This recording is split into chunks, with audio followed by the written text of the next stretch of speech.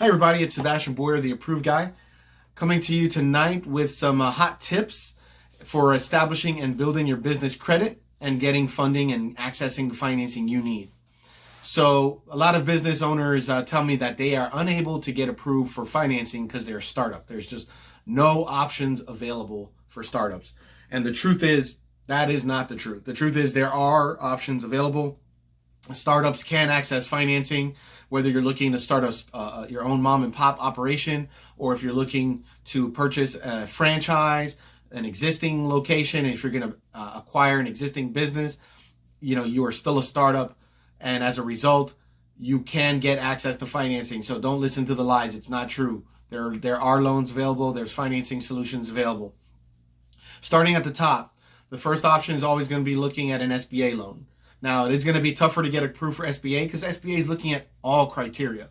Now, it's important to know and understand that SBA, which is Small Business Administration, is government guaranteed financing to the banks. So the banks are protected to some degree by the government for the SBA loan. But the government is not lending the money to you. The bank is. So as a result, each bank has their own criteria above and beyond the minimum SBA requirements. This is why I've come across lots of folks who have pre-approval or approval letters from SBA, but no bank is funding it. Depending on their industry, they might not be able to find a bank that says yes to funding that SBA approval. And that's because the SBA approved it, but the bank does not. So you may talk to 2 or 3 different banks and have 2 or 3 completely different stories or basically underwriting criteria depending on the bank you're dealing with. So keep that in mind when you're looking for an SBA loan, and that's why you're going to call me, the approved guy, so I can help you navigate that treacherous terrain and help narrow down the best bank for you based on your situation and what you're looking to do. Okay, so when it comes to SBA, what are you going to be looking at? You're going to be looking at verifying your income. You probably are going to have to remain employed if you're a startup. You're going to need to be able to put down 20 to 30% deposit or equity injection, and probably at least 20% cash reserves. You're also going to need to have excellent personal credit. And you want to have no dings or derogatories in the last 3 years, no bankruptcies, liens, or judgments, no open collections. These are things that will get you declined. So even if you have a 750 credit score, the score itself is just an indicator. It does not tell the whole story. You must look at the details. And that's part of what we do. We give you that free assessment to evaluate your credit, make sure that basically you're going to qualify so you don't go through 2 to 3 months of an application just to get declined for something that you could have fixed or updated or corrected on your credit. Don't waste your time. Don't waste your money working with someone who's just shopping you out there. That's why we will take the time to evaluate and assess your credit. Make sure you're qualified before we start the applications with the banks. Does that make sense? All right. That's an SBA loan. Now, in most cases, SBA, a lot of times folks don't have the cash. They don't have the reserves or the equity deposit. SBA is not going to let you put another loan or take another loan out or debt in front of or next to their loan. So how do you get cash if you don't have enough? Well, there's 2 ways. One is you can receive a gift from a friend or family member. It has to be in the form of a gift, and it has to be documented as a gift. Or you can leverage your 401k or IRA. As long as that 401k is not attached to an existing employer, you can do what's called a self-directed 401k rollover. And that's going to allow you to invest your investment from your 401k in your own business by restructuring the business as a C Corp and then purchasing your own stocks. So that investment goes right into your business checking account. It's debt-free. It's basically leveraging your 401k and investing in your own business. The risk is if your business doesn't perform, then neither does your 401k. If your business does perform, then so does your 401k. There is a cost to it. So even though it's not debt, there is some cost to it. There's a cost to set it up and structure it. It's going to cost about $5,000 to set it up and about $120 to $150 a month to maintain it for monthly reporting to the IRS. So this is not for everybody. This is for someone who has a substantial 401k or IRA and is either willing to roll over all or at least a portion of it and is able to cover the cost of $5,000 and $120 a month, $150 a month to maintain the IRS reporting for that account. So even though it's not debt, there is a cost to it.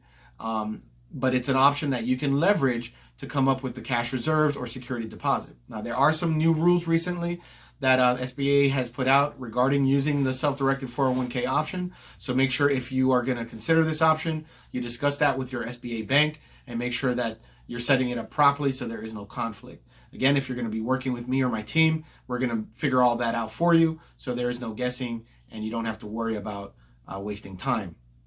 So far we've talked about an SBA loan. We've talked about a self-directed 401k rollover. What else is there for you if you're a startup? Well, if you're a startup and you own your property, whether it be your primary residence or an investment property, you can do what's called a Refi Cashout, which is a private money or a hard money loan.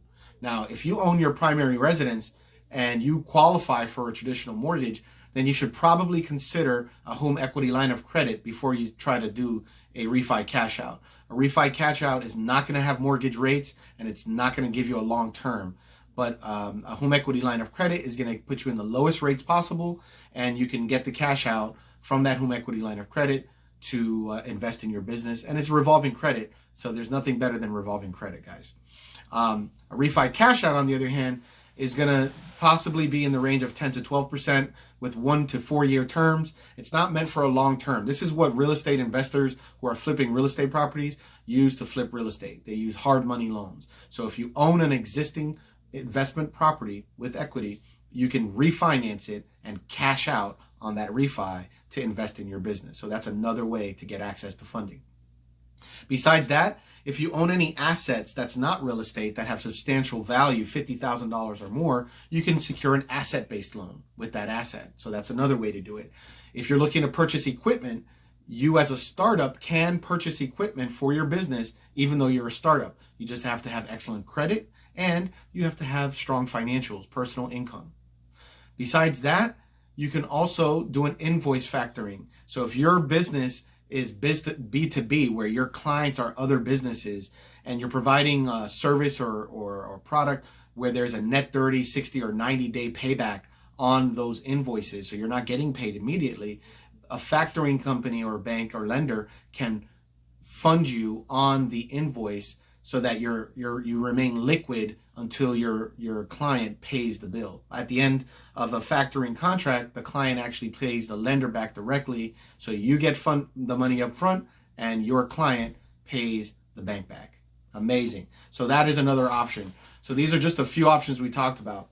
On top of that, if you don't qualify for these other options but you have excellent credit, you can also get unsecured personal credit or unsecured personal term loans.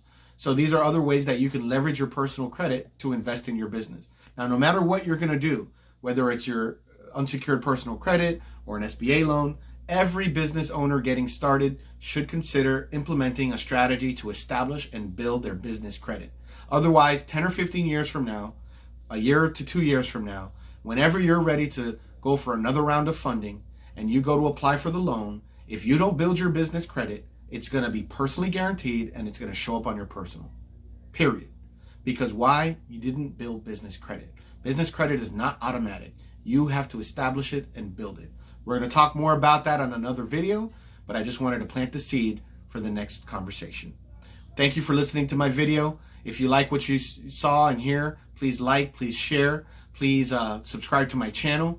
Definitely comment below. Let me know your thoughts. If you have questions, any feedback you have, any ideas or things that you'd like me to talk about, please put it in the comments below. This is The Approved Guy signing out. Thank you and happy 2020.